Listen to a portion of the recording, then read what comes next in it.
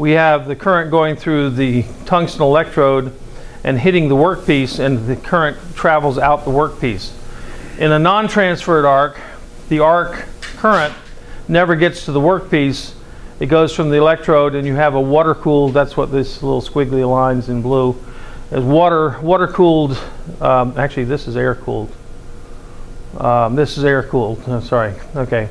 Air-cooled copper anode, and the current goes there, creates a plasma, and the plasma flame hits the surface, but it doesn't have the same heat intensity because it's not bringing the electrons with it.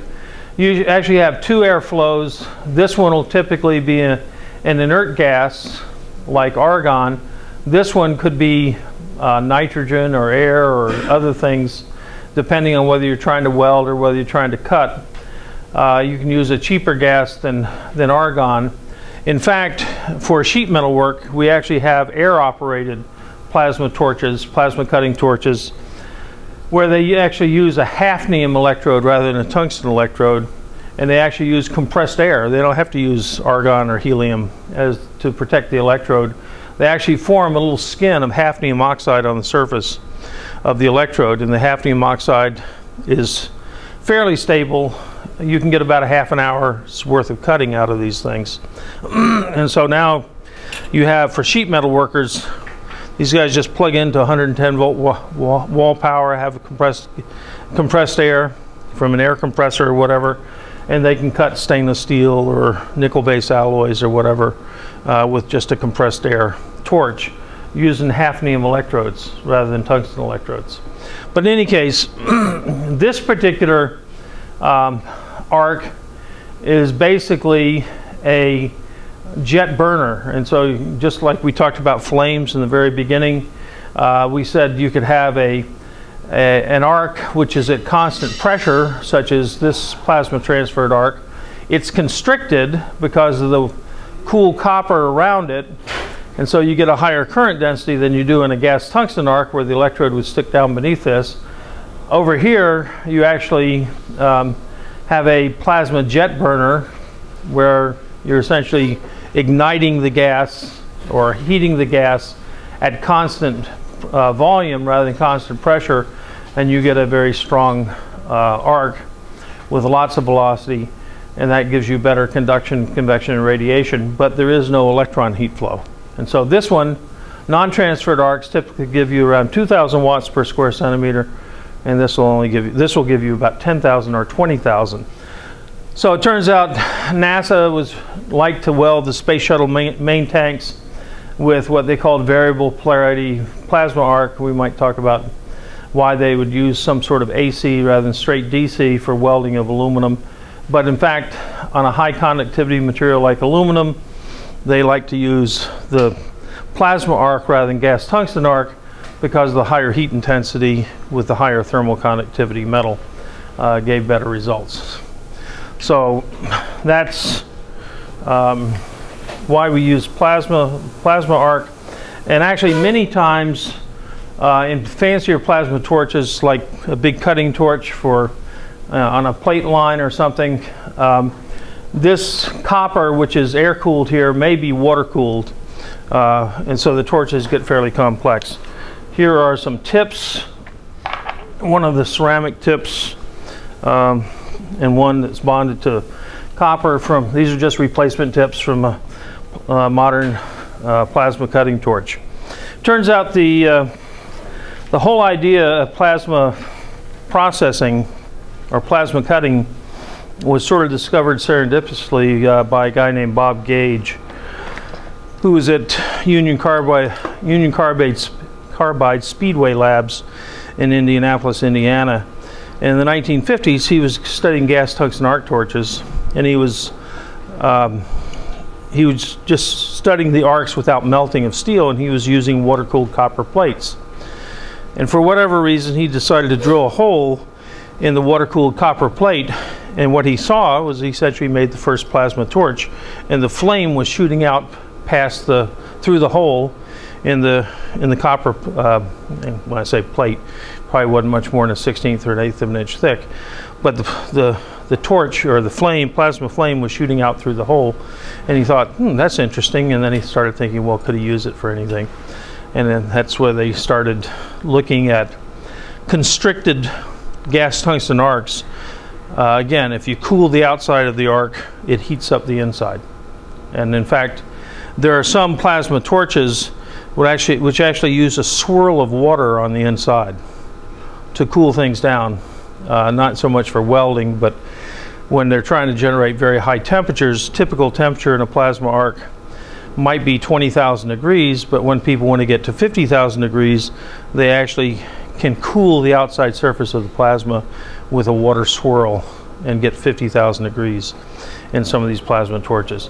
I don't know of a commercial application for that, but sometimes people use it. So now we want to get into some more practical. Well, actually, this next thing's not so practical. After this one, we'll get into things that are a little more practical. If we look at, we talked about this surface boundary layer. I don't know if I have it here quickly. Yeah, here it is. So here's my surface boundary layer. And you might say, well, in a plasma, how thick is that boundary layer? And it depends on what process you're talking about. So there's a paper back almost 25 years ago in the Journal of Applied Physics by Emil Fender, was a professor at University of Minnesota, who spent his life studying plasmas and electric arcs. And he and a student came up with 4 different characteristic lengths in a plasma, an atmospheric plasma like an electric arc. And the first one is the recombination length. They call all these things lambda because it's a length. It's the recombination distance for an electron and an ion going back to forming a neutral atom, and that's on the order of 0.3 to 0.6 of a millimeter. So that's 12 to 24 thousandths of an inch. That's pretty thick. Now the next one is the energy exchange mean free path, the distance the electron travels to thermalize. And that means that the electron is being accelerated in the electric field. Remember, the fluorescent lights, the electrons have 100,000 degrees temperature because we're at low pressure, and the electrons go long distances along mean free path before they hit anything. That means they're picking up energy much more rapidly than the ions, and that's why you get a 2-temperature plasma where the ions and the neutrals are down around 100 or 200 degrees centigrade, and the electrons are at 100,000 degrees centigrade. And it's the electrons that are giving off the light. Well, the electron goes about 0.2 of a millimeter before it has enough collisions that it comes to the same temperature. In an atmospheric pressure arc, the electrons are effectively the same temperature as the ions and the neutrals. It's local thermodynamic equilibrium in high pressure. And high pressure is anything over 1/2 an atmosphere. The electron mean free path, the distance the electrons go at atmospheric pressure, is about 10 to the minus 3 millimeters. Anybody know anything about random walk processes? If something hits here and then hits there and then goes that way, Brownian motion, as Einstein did his doctoral thesis on Brownian motion, okay, which is gas molecules hitting little dust particles, and they move about randomly. And you can show that they move out as the square root of the number of collisions. The distance they move goes as the square root of the number of the collisions. It's a statistical Gaussian normal distribution. And there's about 10 to the minus 3 millimeters. Well, if it has to go 0.2 millimeters to get to be thermalized, that means you're going to have about 200 distances of collisions, but you got to square that because they're kind of bouncing. If it hits here, it's liable to go off in a different direction, and then it's got to go to actually get a certain distance away of 0.2 of a millimeter. You're going to have 200 square, which is what, 40,000 collisions, right? So you have to have 40,000 collisions to thermalize. And the last one is the device screening length, and this has been known for some time, that the distance over which an ion or an electron can see another charge is equal to the permittivity of free space times Boltzmann constant times temperature, the electric charge squared divided by the number density of particles. At 1 atmosphere, that's about 10 to the minus 5 millimeters. Well, 10 to the minus 5 millimeters is 10 microns, okay? That's not very thick. But in fact, that's the distance over which an electron can even see a positive charged particle. And if you start putting all these together, you can actually rationalize that the real thickness approximately of that gas boundary layer that the electrons have to punch through is the energy exchange mean free path about 0.2 of a millimeter. So you're talking about 1/8,000th of an inch thick is this gas boundary layer. And those electrons punch their way through, and they have a screening distance of 10 to the minus 3 millimeter, not a screening distance, but 10 to the minus 3 before they collide with something. But in fact, they don't even see other charged particles over a distance more than 10 to the minus 5, and so they really are just ballistically going through there under a high voltage. Okay, so that's where you get into the details of that physics. If we now think of something very practical, which is basically, how do I initiate an electric arc? Doesn't do you much good, particularly in robotic welding, if you can't start the arc to start the process of welding. Well, it turns out arc ignition can be explained by, or has been explained for over 100 years, by Paschen breakdown. And Paschen breakdown, basically, if I bring in air two metal surfaces very, very close to each other, within a fraction of a millimeter, people found that the air could become charged and ionize, and you get breakdown of the air, and the air is no longer an insulator. And they found that that would be thousands of volts, and they call this Paschen breakdown. And so even today, you'll read in welding handbooks that Paschen breakdown is one of the ways of igniting arcs. In fact, then other people in the 1920s learned about field emission. And I don't know if I have the field emission slide here, but field emission, basically in the 1920s, when people started looking at tunneling, where electrons can go through a potential just by quantum mechanical effects, they started finding at 10 to the 8th volts per centimeter, an electric field of 10 to the 8th, you could actually start stripping electrons out of a piece of metal. And that's sort of the beginning of vacuum technology. It sort of came out of X-ray tubes in the 1910s. By the 1920s, people were trying to understand how did the electrons get out of the cathode in the vacuum tubes that they were generating X-rays, and then they started building electronics out of these vacuum tubes. But as they tried to understand that physics, they learned through quantum mechanics that you could actually strip the electrons out. You could just pull them out if you have a strong enough electric field. And somewhere in your notes you actually have a plot that shows, this is sort of the Fermi energy plot. I think I may have put it up once before. This is E is equal to 0 of energy in free space, and you actually will have a plot of the energy potential of an electron in free space. This is distance this way, and if electron's sitting out here in free space, and this is the Fermi energy. We talked about the Fermi energy before. This is the highest level of the electrons in the conduction band of the solid, and we said this was the work function, voltage between here and here, which is 4 or 5 volts.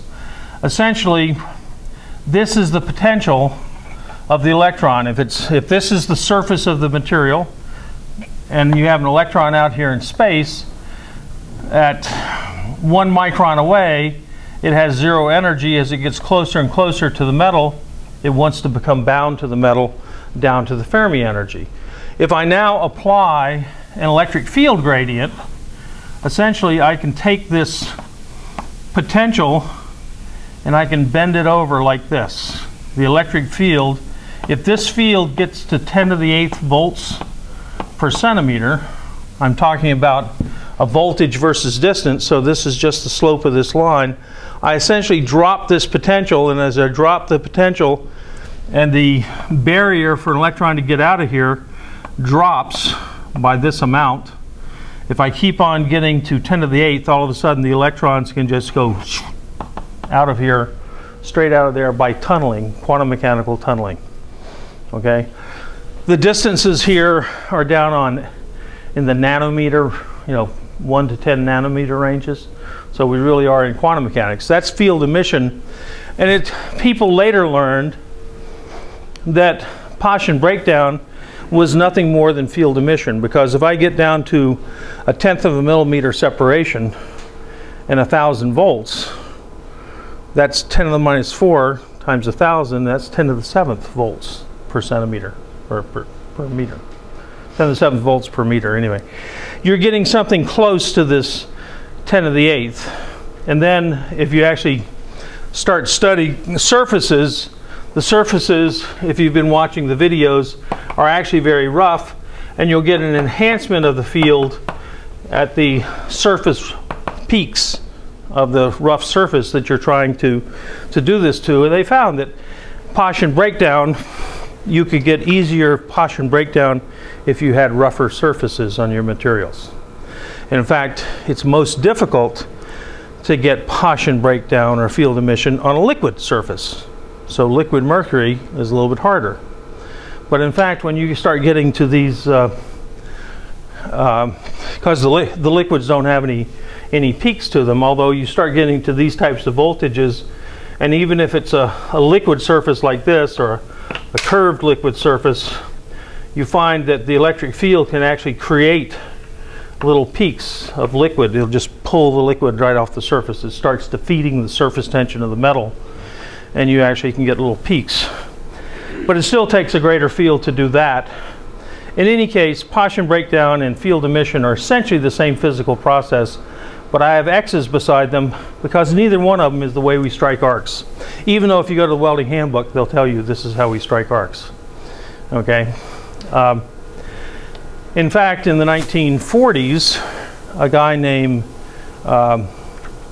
Holm, okay, Ragnar Holm came along. Ragnar was one of these German scientists. Everybody knows the German scientists were the best scientists up through World War II, right?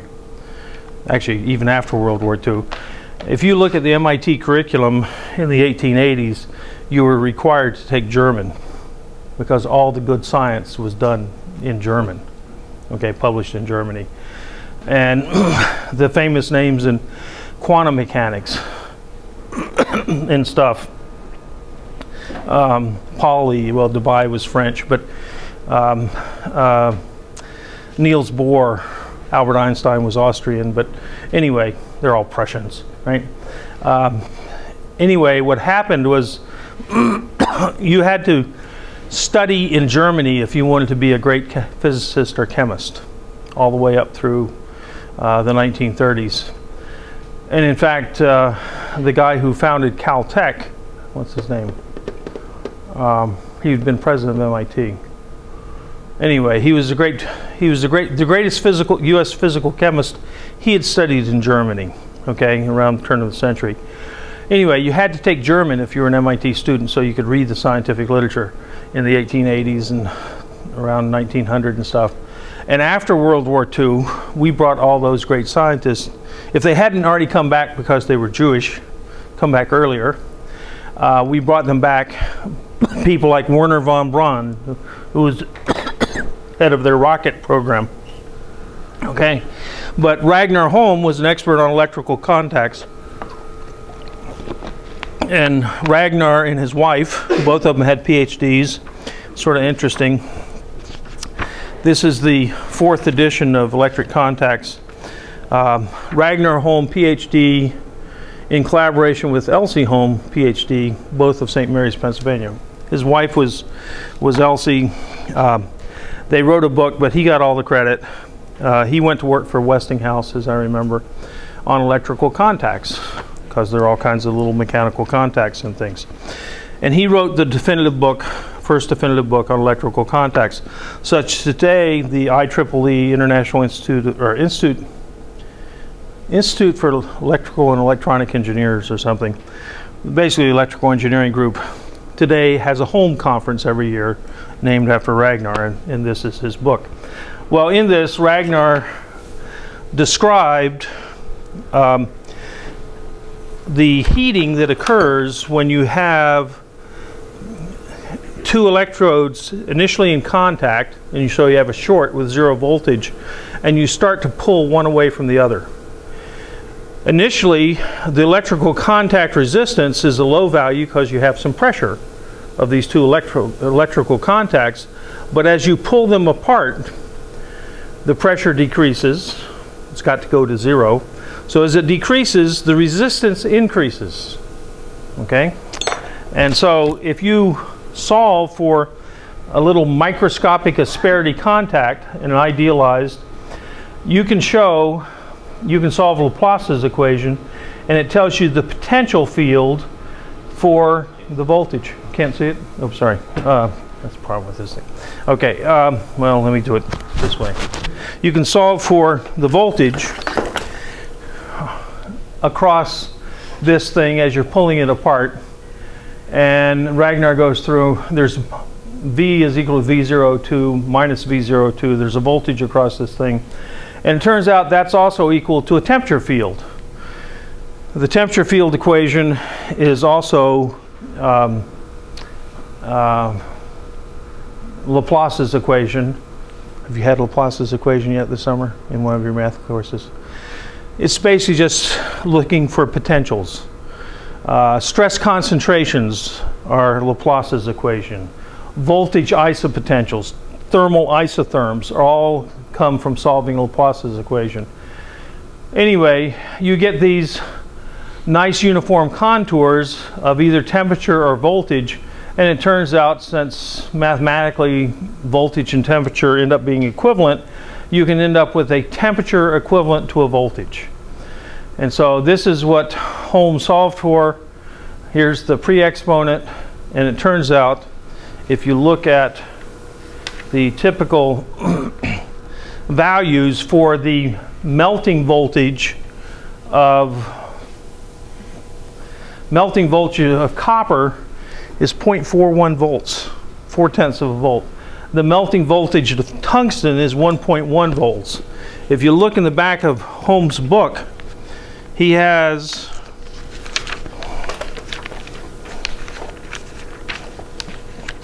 a table in the appendix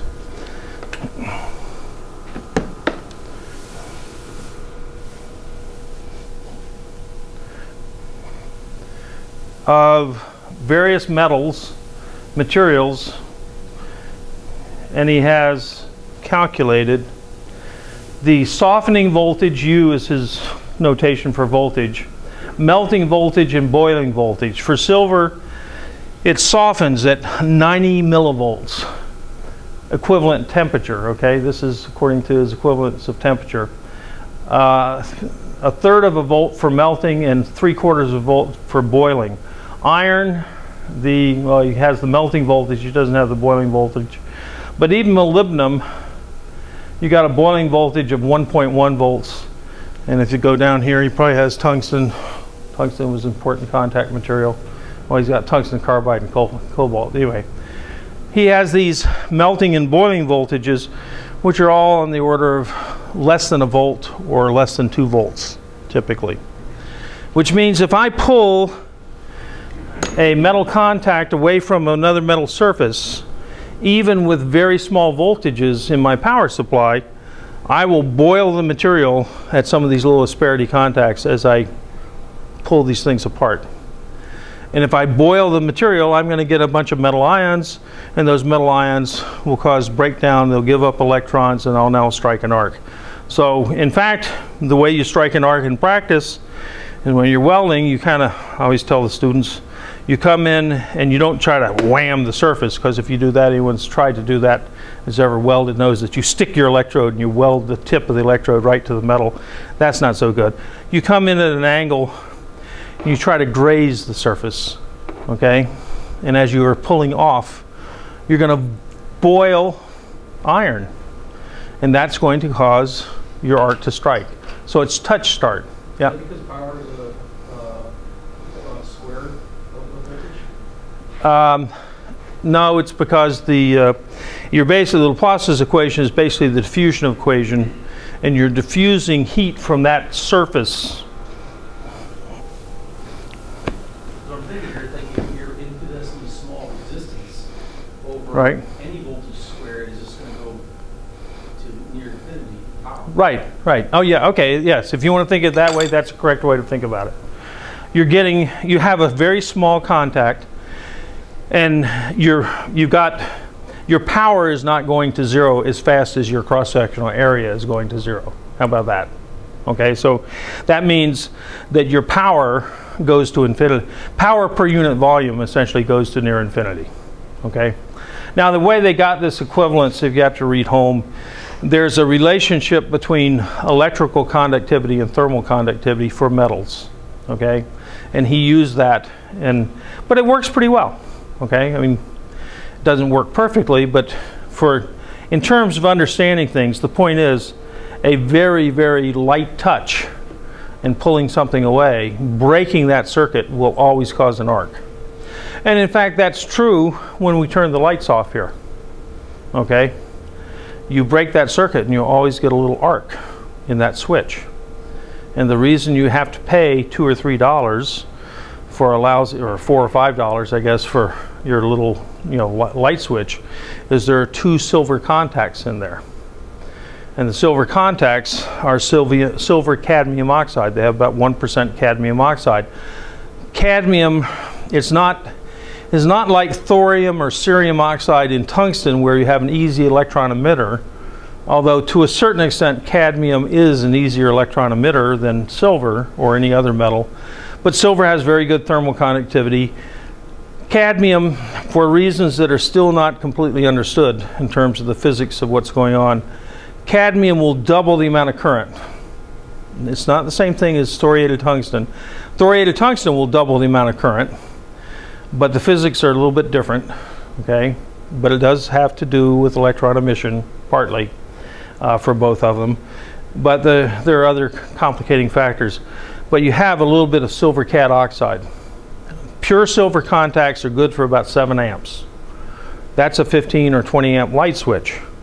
If you didn't have the cadmium oxide in there, you would get arcs when you turn the light off, and those arcs might not get blown out. And if they don't, you burn down the house. Now, the Swedes proved this. The Europeans are very environmentally conscious, and about 30 years ago they realized, oh, there's 1% cadmium oxide in that light switch, and cadmium is toxic, and therefore I'm dying every time I turn off the light because I'm being poisoned with cadmium. I mean, there's this huge amount, right? No, there's not a huge amount. And in fact, the father of toxicology in 1500 AD, this is Paracelsus or someone who's in Hungary or whatever, but he's the one he's considered the father of toxicology, and he said the dose makes the poison. Actually, he said it in Hungarian, but nonetheless, he said the dose makes the poison. My father used to always tell me, if you eat enough ice cream, it will poison you, right? So if you have a big enough dose. Well, the Swedes decided to outlaw cadmium in their silver contacts for their light switches. And within 3 years, they were burning down so many houses that they decided it was okay to be poisoned every time you turn off the light switch. It was better to be poisoned than to die in a fire, I guess. Anyway, but the fourth thing that causes arcs to ignite is high frequency. And if I go all the way down here, I have yes and yes by separation of electrodes initially in contact and high frequency. These are the 2 ways that we initiate arcs in welding. Pauschen breakdown and field emission, that's what you read in the literature and a lot of welding textbooks. Forget it, it's wrong.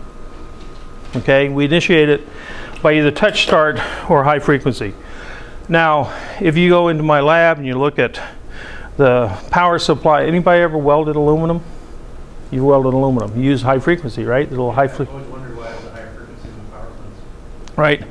They basically generate the high frequency by passing the welding current through just a little spark gap. It's just, in fact, you have to replace these spark gaps on the power supply from time to time because they wear out. But you're generating over about 1/2 millimeter. You're putting all the electric current through there, and the arc itself generates a lot of radio frequency. Lightning generates, which is just a big electric arc, generates radio frequency, and we have 17 stations located around the United States, and they pinpoint every lightning strike that hits the earth, okay, by just picking up the electromagnetic interference. And they can tell you how many amps are in that lightning strike. They can, by triangulating from these 17 stations, they can tell you within 3 to 5 kilometers of where the strike hit the ground. It's called the National Lightning Detection Network, okay? Well, in welding, we impose a high frequency by jumping a gap in the power supply before it gets out to the workpiece, and that high frequency can break down the air. If not Pauschen breakdown, but if I come within 1 millimeter of 2 pieces or two metals, and I have enough high frequency, the high frequency can cause oscillations of those electrons on the atoms and cause them to ionize. And once they ionize, I'm going to get the conductivity I need to cross the gap to start the arc.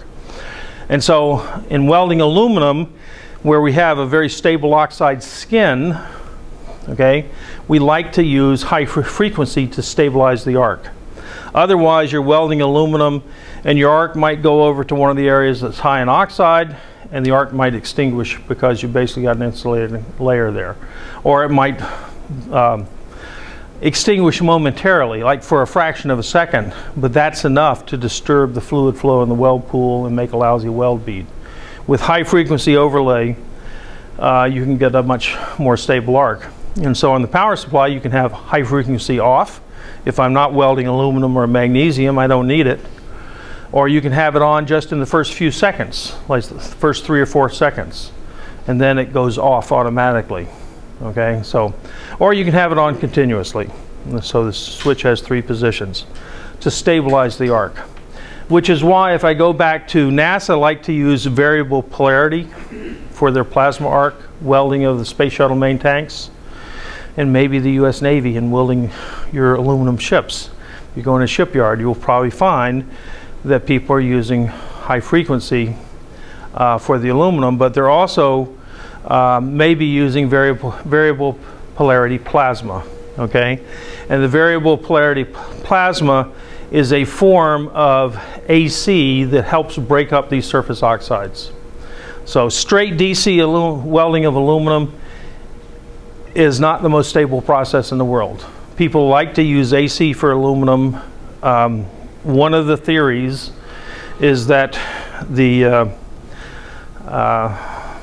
argon ions, when you're on the negative half cycle, the argon ions will be thrown against the surface and they will break up the surface oxide.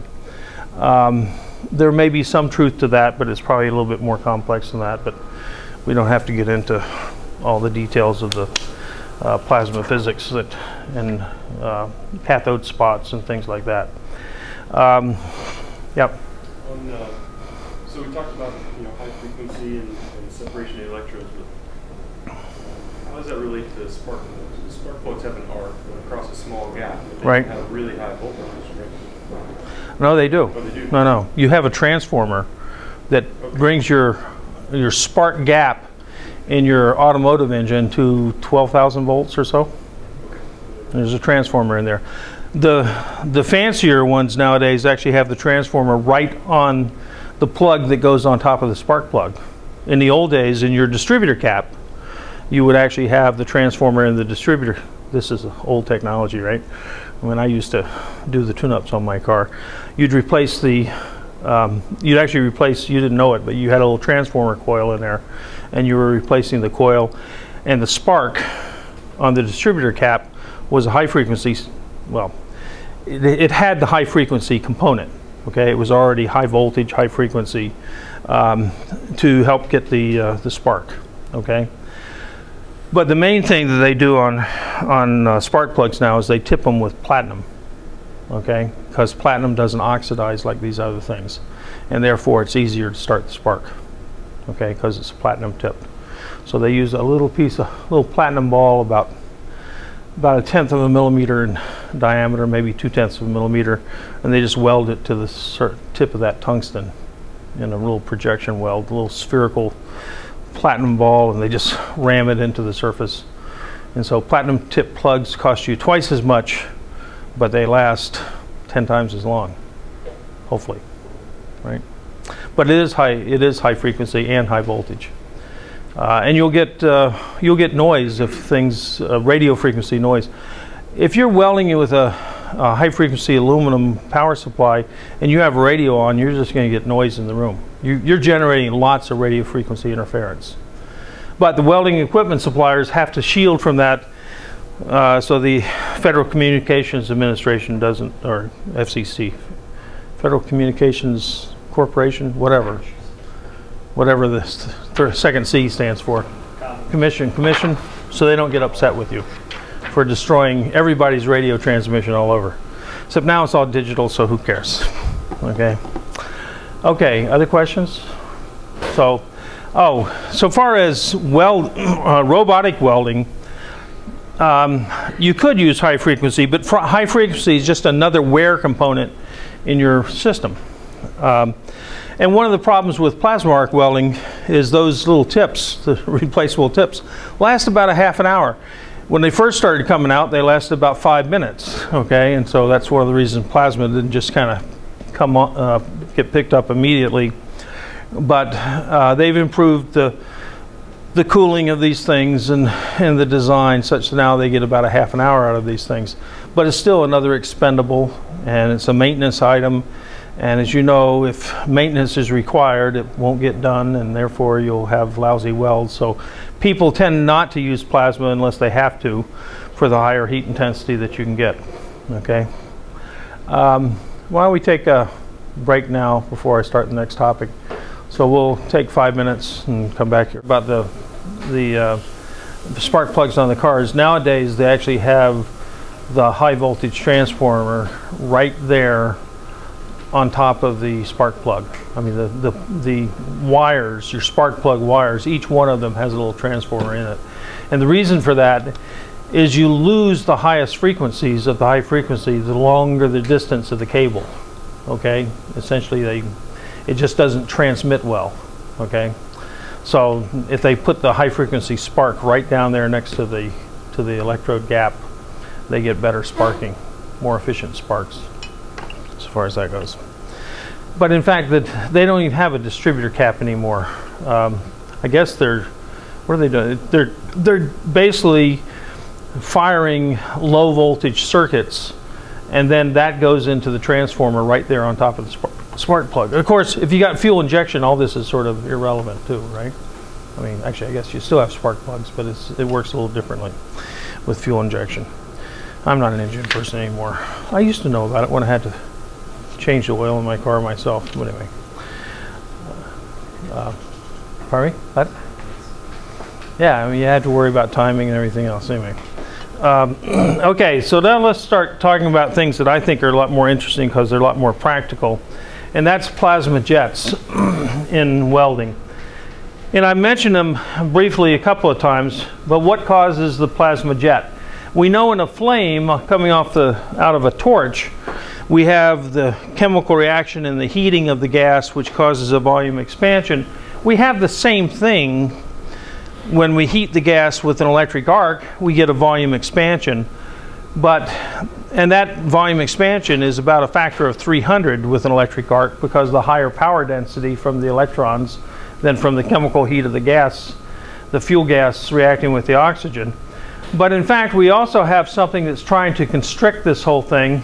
If I have a current that's flowing down here, which are these kind of reddish arrows, so I have a current J, which is current density, it's amps per square centimeter. And with every current, Maxwell's equations tells me I have to have a, using the right-hand rule, I have to have a B field. I have a circular magnetic field around every current conductor. If you've ever seen conductors running in parallel, if you pulse the current through them, you'll see them spread apart, okay, because they're repelling each other. If they're going in opposite directions, if you run current down, did I get that right, or did I get that backwards? Maybe when they're in opposites, they're repelling. I'll have to think about when they attract and when they repel, because actually we get a J cross B. This is the Lorentz equation. The force between, there's a force generated due to the current density vector cross product with the magnetic field. In cylindrical coordinates, these two are orthogonal. So if I take the absolute value of the force is proportional to the current density squared. Well, the current density, if I got 100 or 150 amps going through this whole thing, but the arc is narrower up here, I have a higher current density up here than I do down at the bottom. And that means I have a higher force. These blue arrows are supposed to be the force, and I have a higher force at the top than I have at the bottom. If I have that radially directed inward force, because my cross products are, I got axial current, I got circumferential B field, and the F is the third orthogonal component, which is radial in cylindrical coordinates, right? Everybody following that? Remember your vector calculus? Neither do I. Okay, in any case, that means I have a pressure, a high pressure up here and a low pressure down here. If I have a fluid within a pressure gradient, I get flow. Okay, so back in 1954 or so, a guy named Macker in the German Handbook of Physics basically explained this for plasma jets and calculated it and showed that the jet coming off a typical 100 amp or 200 amp arc is on the order of close to the speed of sound, which is on the order of 500 miles an hour, 1,000 miles an hour. It depends on what you consider your properties of this rarefied gas in terms of its sonic properties. So I have a jet shooting off the tip of that electrode, a very strong jet. 500 mile an hour wind, even though it's low density, still a pretty strong wind. And it explains a number of things. Why can I weld overhead and have the drops go up against gravity? Because they're in a 500 mile an hour wind. If the drops are small enough, they'll be carried with the flow. Okay? So it explains why you can weld overhead and get metal transfer against gravity, as long as the drops aren't too big. Okay? It explains a bunch of other things, so we're going to go through that. If you have very high frequency, it turns out there's a cathode spot right here and an anode spot down here. The anode spot's larger by about a factor of 10 in area than the cathode spot, but very high frequency, and I mean 100 kilohertz, which is very high frequency. We don't usually weld with anything like that. You will get supposedly a football-shaped arc. You don't get this bell-shaped arc. The bell-shaped arc comes from the plasma jet coming down and spreading out to either side, blowing off to either side, just like the picture I showed of the flame with the boundary layers. The bell shape of the electric arc is due to the plasma being blown off to the side because of the plasma jet. If you have a high frequency arc, and I guess maybe I have seen some of these, but not welding arcs, you get a football shaped arc because you don't have time to develop the plasma jets. You just take a 1 centimeter length and put in 500 miles an hour and find out how long it takes for that a molecule up here at the electrode to reach down here. It's more than 10 microseconds, and therefore you don't get fully developed flow from high frequency arcs that are being turned on and off at very high frequency, okay, or being pulsed at different frequencies. In fact, the well, I don't know that we still have it. We may still have one in the basement, but we built about 25 years ago a transistorized, a 20 kilowatt transistor bank to study higher frequency electric arcs and metal transfer and things. And this thing could pulse, had a pretty good volt current frequency response out to about 5 kilohertz. Okay, you could get full voltage, full current out to about 5 kilohertz. Beyond 5 kilohertz, if you started going higher and higher frequencies, you couldn't get quite the voltage current response that you could get at lower frequencies. But this allowed us to start seeing what would happen if we pulsed the current at frequencies sufficient to try to blow the drops off the tip of the electrode. And in fact, that's what we do many times with pulse current welding. The drops are coming off the tip of that electrode at about 100 hertz.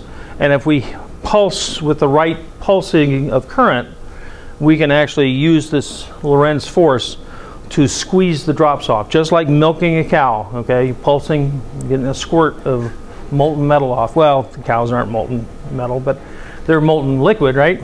But it's basically the same type of pulsing action, and you can actually get more stable arc transfer, better behavior, particularly on thin materials. Now, this was not very practical until about 20 years ago when we started to get inverter power supplies. The electrical engineering caught up with the old power supplies from when I started welding, were 1,000, 2,000 pound machines that could have big copper inductors that might weigh 500 pounds of copper, and a great big transformer to transform the voltage, which had a bunch of steel and copper in it. And so the whole machine weighed, 1,200 pounds or whatever, and had to be moved around a shipyard with a crane. Well, nowadays we have inverter power supplies, which basically use solid state silicon controlled rectifiers at about 15 kilohertz or 20 kilohertz.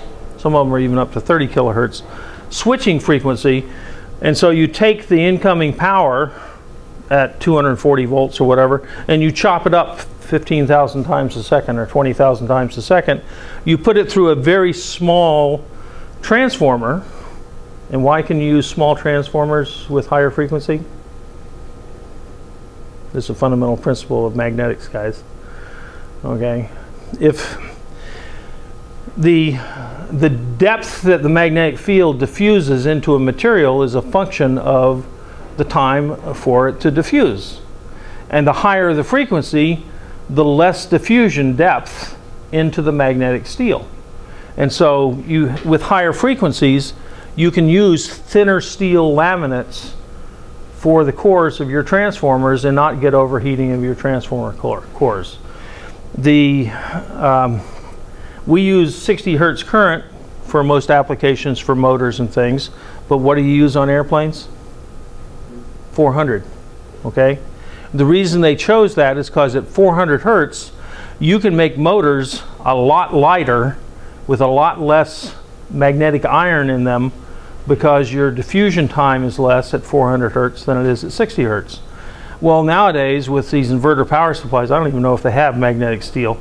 They basically are chopping things up so fast, they now can put it through a little transformer, and the little transformer can weigh 10 pounds as opposed to 500 pounds. And you can build a welding power supply that's a size not much bigger than a briefcase and weighs less than 100 pounds with a handle on it, so the guy can lift. You don't have to have a crane come by to lift the welding power supply to the new place in the shipyard or wherever you're going to be working, because of the high frequency. And with that high frequency, you then rectify it to make DC out of that 15 kilohertz. Well, if you can rectify it to make DC, you can get any pulsing you want. Okay, any pulsing frequency you want. If you start out with 15 kilohertz, you can rectify it and switch it with silicon controlled rectifiers, solid state electronics, and you can generate any types of waveforms that are interesting for welding, which are basically 500 hertz and less. Okay, so Actually, maybe I ought to draw that because I'm getting some blank stares. Okay. If I have a voltage versus time, which starts out at 15 or 20 kilohertz. I mean, it starts out as 60 hertz, but once I go through this piece of silicon, I can basically be switching it on and off at 20 kilohertz, okay, or 15 kilohertz, or whatever. I now can take that electronically, and I can convert that to a pulsed waveform that looks like this, or if I want, and I'll do that in a second, I could do it so that it comes down this distance, goes up this distance, and down like this. And this basically has all these high frequency components, okay? So I can take a bunch of high frequency components and I can chop up this signal with other silicon controlled rectifiers of this signal to generate signals like this. This would be variable polarity. It's not balanced negative and positive. It has variable polarity. It has a net DC offset. And that's what we use for welding, fancy welding of aluminum, is variable polarity AC. But you can get this all out of these solid state power supplies that weigh next to nothing, okay? And originally when they came out, they were $15,000 or $20,000. Now they're $2,000, so they're no more expensive than the old great big hunks of copper and steel that we used to have.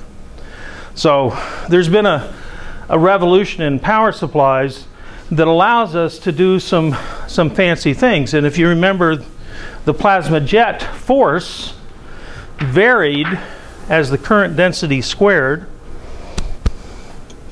I probably should use that. Probably in my pocket, right? Oh, where did I put my? Oh, whatever. Oh, here it is. Okay, so this goes, the force of this plasma jet goes as the current density squared. If I go over here and I have high peak currents rather than a lower level DC that's continuous, I can get a net higher force with that arc. I can make the arc stiffer so that when the wind comes along, it doesn't blow it out like blowing out a candle. By pulsing the current. I can pulse it at a current that I can squeeze the drops off the end of that electrode. Because that same J cross B force, if that was the molten tip of an electrode, I can come in there with a high current pulse and just use the magnetic pressure to squeeze that drop off and get drops exactly when I want them. Not just when nature wants to drop them off by surface tension and everything else. Okay? So, there's other things that the plasma jet does. It depresses the weld pool. Okay? Well, what do we mean by depressing the weld pool? Well, you have to ask when you start talking about depression. They once, before they built the central artery, the big tunnel here in Boston, they cost $17 billion. Original estimate of $2 billion. It's done by one of my classmates, an MIT engineer. When I say classmates, he was the same class as I was.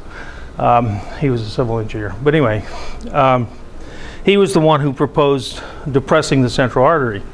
And so the joke in the early 90s was, how do you depress the central artery? And one of the answers was you could have George Kavarian sit on it. Well, George Kavarian was Speaker of the House of Representatives in Massachusetts. He weighed about 450 pounds. So if he sat on it, you could depress it. And the other one was Michael Dukakis was governor, and they used to say you could have Michael Dukakis talk to it for an hour, and that would depress it. Okay. When we're talking about depressing something, there's different types of depression. But in fact, once I get up to about 200 amperes, the arc force coming off this thing will actually start to gouge the weld pool. And if I go above 200 amperes on a gas tungsten arc, I will start creating defects. And these are what are called humped beads. Okay? Continuous series of nice uniform defects. Okay? So some people say a weld is nothing more than a continuous defect surrounded by parent material. Okay? But in any case, you can make continuous defects by having excessive plasma jet pressure. I told you the story on Friday of the spot welding, where they tried to go to 2,000 amps. 2,000 amps, if I square 2,000 as opposed to squaring 200, I got tremendous jet pressures, and it just sprayed molten metal all over the room. It's a great cutting action. And in fact, we actually do carbon arc gouging, where we take a tungsten or a hollow carbon electrode, and we blow compressed air through it, and we strike an arc, and we blow the compressed air to blow the metal away. So we melt the material and we use compressed air to blow it away. You can do that with a regular arc. It's just at 2,000 amps you can't control it very well. It'll just go everywhere. Was there a question over there? No, just stretching. Okay. So plasma jets do influence things. I ended up solving the plasma jet problem because I put flux around it, and you can go to 600-700 amps in submerged arc welding, because you cover the outside with this sandy flux which melts, and you create a glass tent, a molten glass tent that collects those drops of metal, and they fall by gravity back into the weld pool where you want them. And that was what that was the submerged arc welding process, originally called union melt after union carbide. And I told you there's this letter they have of President Roosevelt writing to Churchill, telling him about this wonderful new submerged arc or union melt process that allowed us to weld Liberty ships much faster. Okay, but that was because they found a way to deal with the strong plasma jets that once you get above very high currents, just start blowing metal all over everywhere. If you change your polarity around and start melting off this electrode tip, you can go to 300, 400, 500 amps before you get into stability problems at higher currents. But you can't just keep going to higher and higher currents, because you run into these plasma jets or other stability problems. Okay? I mentioned it provides arc stiffness. If you have a higher plasma jet force, those old heavy power supplies, they rectified the AC 60 cycle, which gave you 120 cycle peaks. Okay? If you take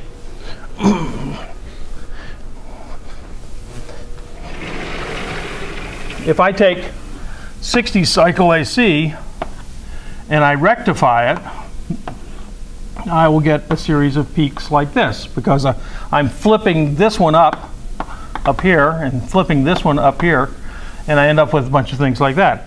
Well, they didn't filter this very well intentionally in the old power supplies, because they could get an average DC of 100 amps with a peak of 150, and that was giving them 120 hertz peaks, which is almost what you wanted, around 100 hertz, to not only give a stiff arc, but also to help squeeze those drops off the tip of the electrode. They just found that not smoothing out the rectified 60 cycle gave you a power supply that gave you better stability in the arc than if you had a pure DC. A pure DC arc is very quiet, but most welding arcs, you've heard them, they kind of crackle. And the welders talk about listening for the crackle, and that's for the old 120 hertz crackle. And now in the transformer rectifier, or the transformer, well, those are the old transformer rectifiers, but in the new solid state inverter technology, they actually have circuits that help simulate the crackle, so the old welders get to hear what they're used to hearing. Okay? But actually some of that is real physical stuff, where you're getting pulsing at the right frequency, stiffer arcs, plasma jets. So there's a little bit of everything in there. It's not just helping the old guys feel comfortable with the crackle. But if you run an arc off a DC battery, it's very quiet. So it turns out it's the pulsing of the current which causes an expansion of the gas. And so when we had this 20 kilowatt transistor bank that we could simulate all kinds of power supplies, we did hook it up once as a loudspeaker, and you could talk over the arc. Okay? In fact, Professor Lieb in electrical engineering a few years ago patented a process where basically you could use fluorescent light technology as a loudspeaker throughout a building for safety issues and stuff. Because it's an electric arc, it's going at high frequencies, and if you modulate it with a loudspeaker, you can speak over the fluorescent light. You can speak over a welding arc if you want. And in fact, there's a German company or a Swiss company that will sell you a set of $10,000 speakers that are nothing more than an electric arc, a gas tungsten arc, that has very good high frequency response, because these arcs will respond out to 100 kilohertz. And so if you can, I always say you can sell anything to a golfer. Next best thing is selling anything to a music aficionado, okay? Someone who loves to pay anything for music. Like these monster cables where they have grain-oriented copper, single, this stuff is, I mean, it's just a flim-flam job. But people will pay $10 a foot for the cable to hook up their speakers, right? Any of you have that $10 a foot cable? You can go over here to Best Buy and they'll sell it to you, okay? I remember the first time I saw it, I thought, anyway. But people will buy it. You tell them it's better.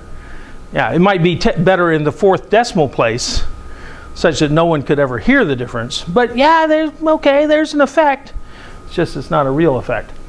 Okay, so it influences droplet transfer. I can get plasma jets, depending on these cathode spots and anode spots, that actually will come up from the base and create a plasma jet in the opposite direction and actually get unstable transfer.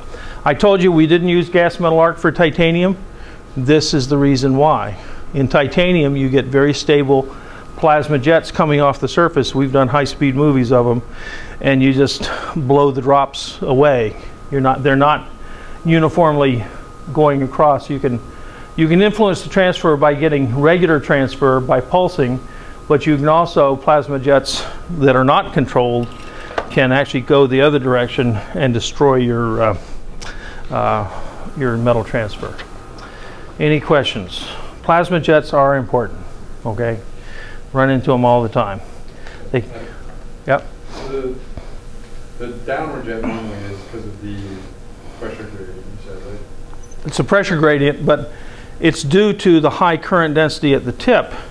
And if the current density at the bottom is low, then you get a pressure gradient top to bottom.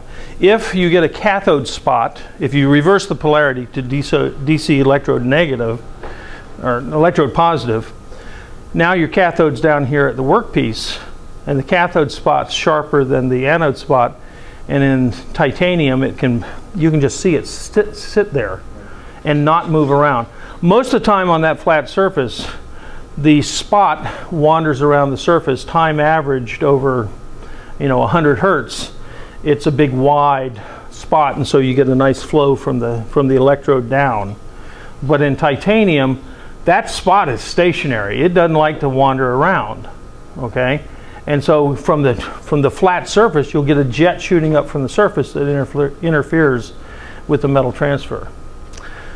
So one of my ideas originally was to put a little magnetic field around it to force that cathode spot to wander around on titanium. But that was about the time that all the alpha subs were being benched, okay? What do you call it? But not in dry dock. They were being laid up, okay? Mothballed. Well, yeah, okay. Yeah, basically mothballed, being taken out of duty, okay? And being mothballed because they had cracks and they were noisy as could be and they were expensive to maintain. So the great interest in the early 80s subsided by the mid 80s for titanium subs. However, that didn't mean that, I guess I can tell you part of the story. I don't think I told you the rest of the story after that meeting where in the early 80s where the aerospace industry thought heavy section titanium was 1/4 inch or 3/8 of an inch, and the Navy thought it was 1 inch or 4 inches. It was just a complete disconnect. But then about 4 or 5 years later, actually it's about 85 or 86, Congress was still concerned about this titanium submarine, even though the word was coming out that they were a problem. They weren't the world solution for the Soviets. But nonetheless, Congress was still interested in leapfrogging, and they wanted to go to all composite submarines. So they zeroed the SSN-21 budget. Did I tell you about that? Okay. This was 85 or 86. That was the design budget for the SSN-21, which later became the Seawolf. Okay, and that was about $100 million a year that Captain Firebaugh, Millard Firebaugh, graduate of 13A, now 2N, was head of the design team. And all of a sudden, Congress said, "You got no money." And so Secretary of the Navy and all kinds of people went up on Capitol Hill, and what Congress did is they didn't just give him zero money. They took the $100 million and they gave it to DARPA. Do people know what DARPA is? Defense Advanced Research Projects Agency. And they said, "We want you to design the next submarine of the future." And of course, for DARPA, that was going to be an all-composite submarine, right? So anyway, the Secretary of the Navy and all the other people go up on Capitol Hill, and they argue to get the $100 million back. And so after Congress feels like they're listening to them, they give them the $100 million back, but they leave the money, the extra money they gave to DARPA. And so DARPA is now in competition with the U.S. Navy for designing submarines. Okay? This is a different mindset back then. Nowadays, everybody just wants to know, how can we spend less money? Back then, it was sort of, you know, how can we get the job done? Who cares what it costs? I mean, that was the big, huge deficits. It was Ronald Reagan who taught the U.S. government how to overspend, okay? Or taught the U.S. government that you can buy votes with tax dollars, okay, by overspending. But anyway, however you want to say it. I guess I have some, I don't have any affiliation, but I have some sympathy with the Tea Party idea that we shouldn't overspend everything we have. But nonetheless, they got the money, and Captain Firebaugh ended up designing a submarine. He ended up becoming chief engineer of the Navy, and he was chief engineer when they had the Seawolf weld cracking problem, but that's another story. But the story that I wanted to tell you was, so they have this 3-day workshop in Reston, Virginia. DARPA has a workshop. And they brought in the aerospace guys, they brought in the titanium guys, they brought in the old steel guys, and they wanted them to get together and decide how to build the next generation submarine. And they didn't care if titanium wasn't the answer. If it was the answer, tell us how to do it. But they brought in a bunch of composite people from the aerospace industry, okay? You got to remember, the aerospace composites industry, folks, had still not ever designed an aircraft out of composites. Okay, the first aircraft out of composites was the V-22 Osprey. Okay, and the only reason they did that is because they couldn't design it any other way. It would just be too heavy out of anything else. They had to make the Osprey out of composites in order for it to fly with any payload. So they have this 3-day workshop, and the first day of the workshop, they just talked to all of us about what are the requirements of building a submarine. And they had a guy get up and he showed the Patrick Henry, which had just finished its life and was about to be blown up off the coast of Virginia and sunk to the bottom of the Atlantic.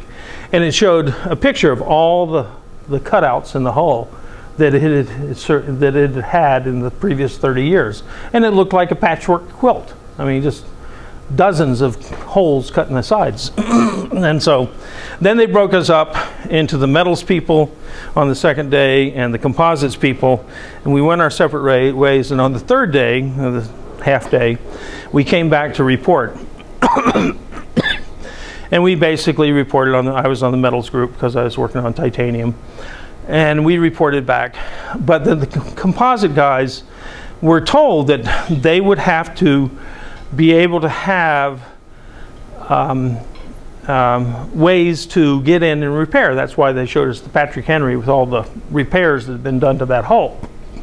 And so the composite guys came in, and they had certain great big hatch doors in their composite design, conceptual design, and they said, this is where we will bring in the big heavy equipment. And I raised my hand and I said, have you ever seen a nuclear submarine? Do you think there are big hallways that you can just, you know, move the piece of equipment out into the hallway on a big dolly and run it down to the hatch and bring it out? And they said, well, sure. You know, they had no clue that there was absolutely no space inside a submarine to bring out anything much bigger than a bread box, right? And the reason you cut the hatches where you cut them is because that's where the thing is that you're going to pull out, okay? They had no concept of what it looks like inside a sub. And so, but what they were really saying is you can't cut into composites without destroying the structure, okay? So one of the reasons you no longer have composite submarines other than little, you know, 1 or 2 man vehicles is because they're unrepairable, okay?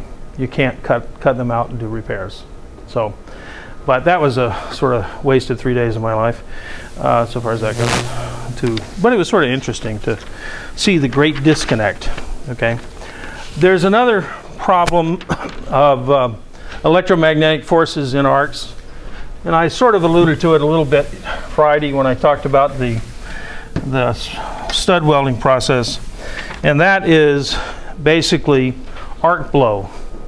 And there's almost nothing in the literature, even the welding handbook, about arc blow other than it exists. But what happens if I've got my electrode in my arc, and let's say I've got a piece of material that's long and thin, and I'm going to bring it to ground over here, the current's going to go through, it's going to turn and go down the material, and it's going to go out, right?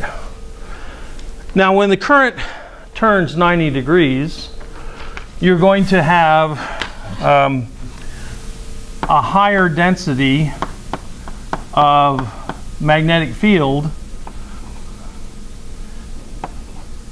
inside, or on the inside than on the outside. So this is the way you draw an arrow, is a circle for the arrow point, and then the tail is the X, or actually it's usually a circle with a dot, is the way electrical engineers like to do it. So I've got a magnetic field, maybe I got it backwards, but anyway, you got a magnetic field, you've got J, a current coming down through here, and you've got a B field, but the B field is more concentrated on the inside of the radius than it is on the outside of the radius. And electric arcs don't like magnetic fields, even the ones they produce themselves.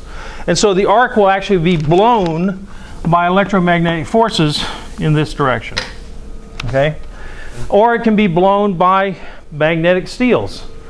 50 Gauss, and the Earth's magnetic field is about a half a Gauss, but if you want to screw up a weld, just bring a 10-pound electromagnet and stick it down a few inches from where the weld's going to be, and when the arc comes along and gets close to that thing, it'll just blow off away from the magnet, okay? The arcs don't like magnetic fields.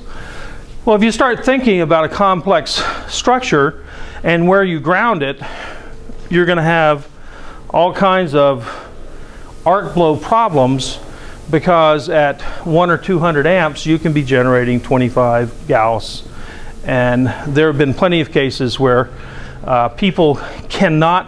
welders cannot make a good weld, period, unless you go in and demagnetize the steel. And so those of you who've been in the shipyard seen demagnetizing coils around the steel, just great big copper coils. They wrap around great big plates and they run an AC current. Actually, they put a 60 cycle AC current through it, and they bring the current down.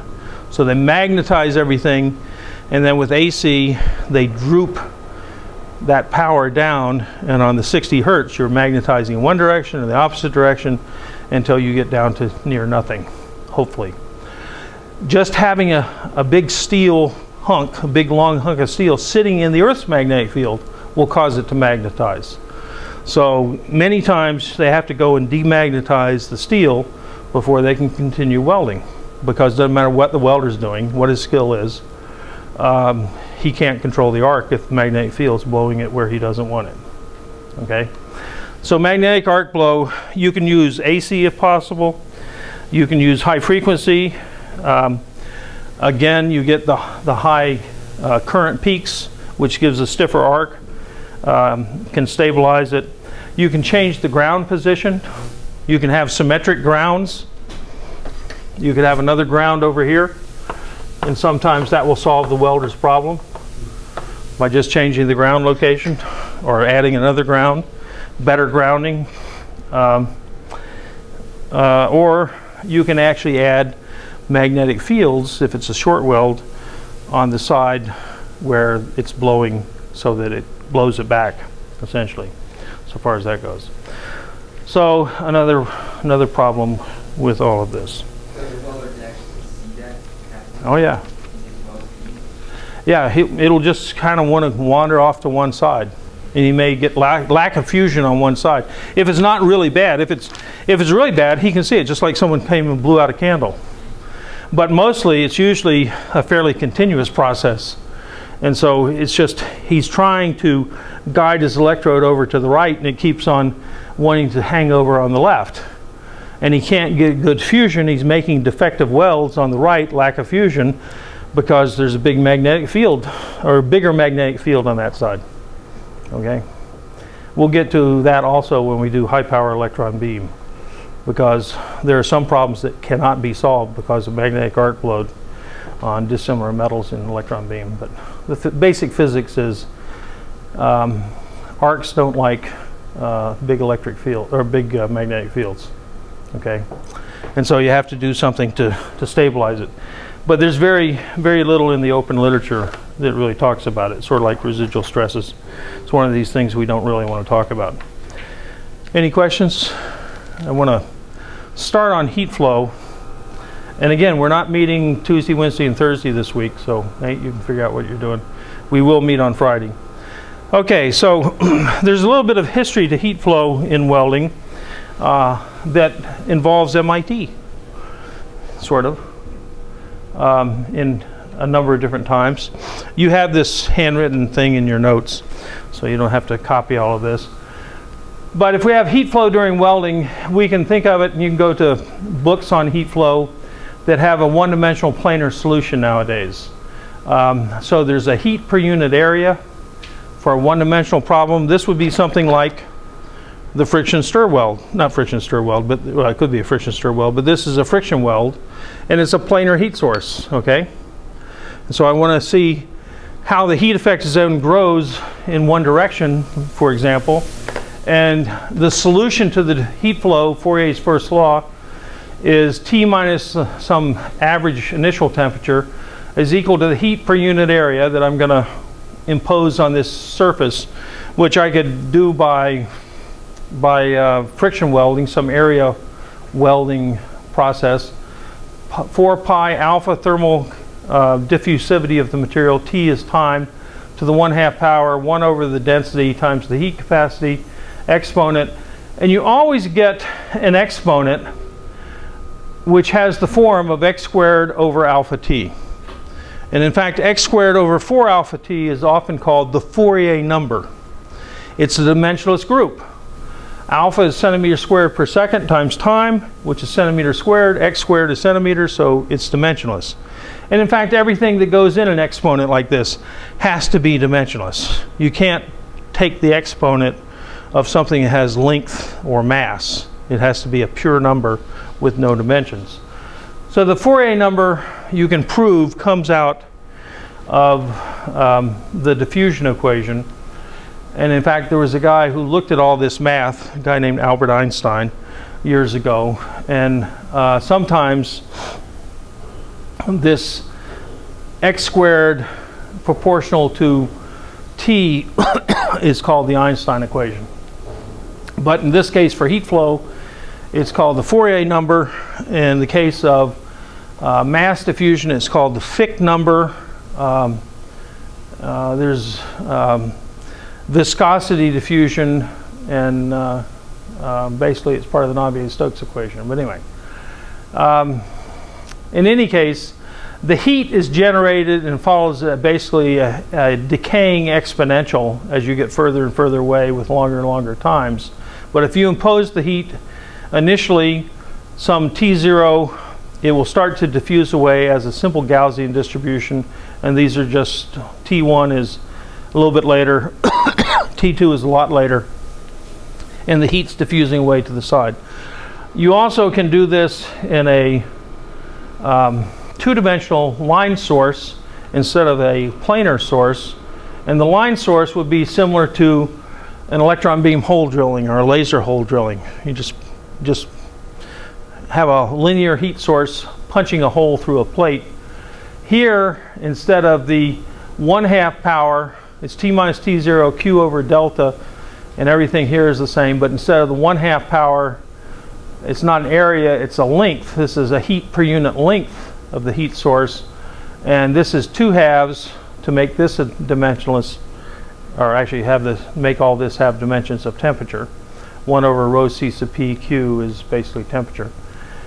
And this is all the same, except it's a radius from the line. So it's a cylindrical coordinate system. R is x square root of x squared plus y squared.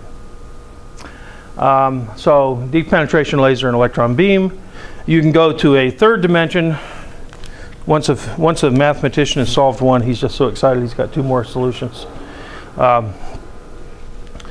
Three-dimensional, you can have a point heat source buried beneath a plate at some origin 0, 0, 0, and now it's just the total heat at that point source. There's no dimension that you have to divide by, but you do, this goes up to 3/2 rather than 2/2, and R now is spherical coordinates, so it's square root of x squared plus y squared plus z squared, and Q is the buried strength of the heat source. And if you plot a temperature versus time, it just follows the same type of Gaussian versus R, okay? And this, if you slice the whole thing in two and do a semi-infinite heat source, you basically have a point heat source on the surface of a plate. And that's fine if you're doing a stud weld or something like that we discussed on Friday. But in fact, we'd really like to know this as this point heat source travels along the plate. What does the heat look like? And that's where Daniel Rosenthal came along. Daniel Rosenthal was one of these, he was Jewish. I don't remember if he's originally from Switzerland, or he did go through the Netherlands in his flight from Germany in 1939, and he ended up in Morocco for a year. And by 1940 he was here over here in, I don't know, it was building 3 or 5, but he was over here in mechanical engineering at MIT. And while he was traveling to get out of Germany, through the Netherlands and Morocco and finally to MIT, he was solving the Rosenthal equation for a traveling distributed heat source. He took this solution for a point heat source that was in the literature, and he said, okay, well, let's give it some velocity, and he solved that to come up with what was known as the Rosenthal equation. And now it's a velocity times a radius r, just like we had up above, and a distance x, where v is the velocity in the x direction. And I'm traveling at velocity v in the x direction, and so you end up with the Rosenthal traveling point heat source solution. He published about 3 papers in the journal, ASME journal, and he ended up somewhere after World War II as a professor at UCLA of material science. So Rosenthal had an MIT connection when he published these things. If you look at the original paper, it'll say Department of Mechanical Engineering, MIT, as the, and then it turns out in the mid-60s, and you actually have a copy of this paper in your handouts, there was a guy, Niels Christiansen, from Norway, who came along, and Professor Christiansen basically extended the Rosenthal formula to, I don't know if I can find it, here we go, to a dimensionless form. So here's Niels Christiansen, distribution of temperatures in arc welding. He was at the Royal Institute in Trondheim, Norway at the time. He had some accident and was laid up in a hospital bed for a year. But his connection to MIT was, well, actually when his first connection back in World War II was he was a Norwegian freedom fighter skiing across the mountains from Switzerland, not Switzerland, we had a long ski to Norway and wet, but from Sweden to Norway. Sweden was neutral in World War II. He was a Norwegian, and he was basically fighting the Germans as a terrorist, I guess is what we call him today. But Christensen, after World War II, wouldn't we? Well, you won, so you're not a terrorist. Pardon me? If you win, you're not a terrorist. Oh, okay. Okay, new definition of terrorist. Okay. I mean, you know, one definition of terrorist, all the guys who fought on the good side and were the revolution were terrorists, right? I mean, freedom fighter. Yeah. Oh, freedom fighter if you win. Okay. Revolutionary. Revolutionary. Well, I don't know. Revolutionary's got a negative. Anyway. But in any case. So Christensen actually got a scholarship right after World War II to come to MIT and worked in this department with a guy named John Chipman working on welding fluxes. And did his doctoral thesis on welding fluxes, and it's one of the earliest Welding Research Council bulletins, his publication of his doctoral thesis. Actually, it was his second doctoral thesis, because his first thesis was all written, ready to turn in, and it was lost. And Professor Christensen told me once that the only thing they could figure is that some Soviet spies were running around MIT, and they just stole it out of his office, because they didn't have good copying machines back then. So anyway. Okay. He had to redo all his experiments, but fortunately he knew what the outcome would be. But it took him an extra 3/4 of a year to graduate.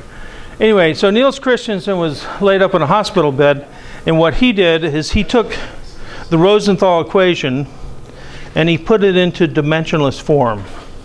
Okay, and I don't know that I have it written down in dimensionless form, but I do have some of the plots out of that book, or out of his paper. And here is one of the plots of the shape of things that you will get in, well, this is in dimensionless form. Actually, I should have it on that other thing. Or no, I didn't. Oh, no, I did.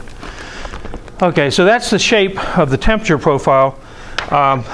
In dimensionless form, it becomes theta, which is T minus T0 over T0 minus some standard or something. It's the dimensionless temperature divided by an operating parameter, which is a complex thing. It's in the paper. 1 over the density, exponential minus rho plus lambda, which is the dimensionless distance in the x direction. Rho in this case is not the same rho as before. It's not density. It's actually square root of x squared plus y squared plus z squared. But in any case, you take the Gaussian distribution and you skew it in that direction because you're traveling in that direction, and you now have temperature profiles behind a weld. And in fact, if we look at all this, we see steep temperature gradients, and these are the things that lead to residual stresses and things like that in the welding operation. So heat flow in welding is pretty important. Christensen later, in his later years, came to MIT for a sabbatical. I came back in the early 80s and spent 3 months here, just for old time's sake, I guess. He's passed away now, but anyway. If you look at some of those plots in 2 dimensions, here's the temperature. If this would be the lambda, the x direction, transverse to that, you can see your Gaussian distributions. These are all just Gaussians at different times. And then if you're looking down from the top, it can be a series of circles. So if you look, actually this is looking down all the way from the top. And you can see you get all these ellipses. And you can think of 1 or 2 of these ellipses can represent some isotherm, like the melting isotherm. And this dashed line would be the locus of maximum temperatures. That's basically where this thing runs horizontal. The maximum diffusion distance for that particular temperature. And so you actually can start seeing it's like a boat going through the water and leaving a wake of maximum temperatures along here. This is the locus of temperature maximums, and some temperature maximum you might say defines the heat affected zone. So you can define the heat affected zone. If you look at this at different travel speeds, and again, these are just right out of Christensen's book, not book, he wrote his paper in the British Welding Journal in '66. This is very slow travel speed, or maybe near zero travel speed. Just looking down from the top, it looks like a bunch of circles. If you go a little bit faster, like typical arc welding, you're moving, but here's your locus of maximum temperatures, and you can sort of see the heat affected zone grows while this weld pool is going to be solidifying. If you go faster, you get the one we showed before. You go faster yet, like lasers and electron beams, this locus of maximum temperature is actually, you can see the heat affected zone may actually form after you've passed the weld pool and it's solidified, which is some of the stuff I mentioned to you before. Yeah. When you say locus of maximum temperature, you're saying choose a temperature of concern, and that dotted line shows part of the metal that will reach that temperature? It'll go from the melting point at the beginning of that dotted line to all the way to room temperature, and you march down that dotted line in different temperatures. And if you say 1,000 degrees is my heat affected zone, you can find where 1,000 degrees would be on that line, okay? And that will give you the width of the heat affected zone right there. Okay? This is the locus of maxima, going from the highest temperature to the lowest temperature, but the maximum temperatures always fall along that line, okay? There's a bunch of these isotherms at any given point in time, but the locus of the maximum, where the peak was, follows along that dashed line.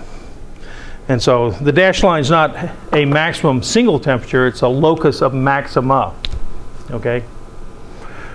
But it can tell you width of the heat affected zone. So this is all interesting, but as we got into the age of digital computers, you can take a single point source solution like this, and you probably haven't gotten Green's functions yet in your math classes, right? But Green's function is basically, in math, a Green's function basically can take a point source solution and stack them up. A bunch of point source solutions and just add them up. There's something called in heat flow, or in math, the principle of superposition. So I can take a solution, well, if my point heat source solution says that my distribution of heat on the surface, this is the surface, is a point heat source of quantity Q, then I can do all these semicircles from that point. But in fact, my heat source is not a single valued point located source. It's a series of heats, and it has a distribution. There's a distribution to the heat source. And the Green's function can take all of these solutions and put them into an integral, and so now you have not a point heat source algebraic solution, you have a integral solution, and you use an integral calculus. And if you want to see this, I don't think I gave you the paper, maybe I did, but it's a paper that was written by myself and Nunsen Chai back in the early 80s using a PDP 1123 computer, which had 16, it was a 16-bit computer, and it had, I remember the hard drives were 10 megabytes, and they were about 20 inches in diameter, okay? And they cost about $1,000 for 10 megabyte hard drives. This is in the early days of PCs, but PCs weren't as powerful as this computer, but Nunsen would run these things over the weekend to get one solution. Nowadays, on your laptop, you can probably run it in 5 seconds. I do it on your graphic calculator. Yeah, they're also, yeah. So basically, but 30 years ago, this was state of the art, and so now you could use distributed heat sources, and rather than always having a semicircular shaped weld pool, you could have different depths to width ratios, and so we calculated that. So it turns out in heat flow and welding, from Daniel Rosenthal to Niels Christensen to Nunsen Chai is now #2 person at Taiwan Semiconductor Manufacturing. So he didn't become the CEO of the world's largest silicon foundry, but he did a thesis looking at intensity of heat and gas tungsten arcs, and extending Rosenthal's dimensionless thing to a distributed heat source. And I guess there's another guy, Vivek Dave, in the early 90s under some DARPA sponsorship, basically took it and said, okay, well now rather than just having a distributed heat source on the surface, I can have surface depression and other things. What happens if I allow for heat distribution through the surface, okay, down beneath the surface? So you can keep extending these things. But in fact, computers are powerful enough. No one does this anymore. You know, 20 years later, you basically just take a finite element heat flow equation and you just put whatever you want in and you calculate it. That's where we came over the first 60 years to get there.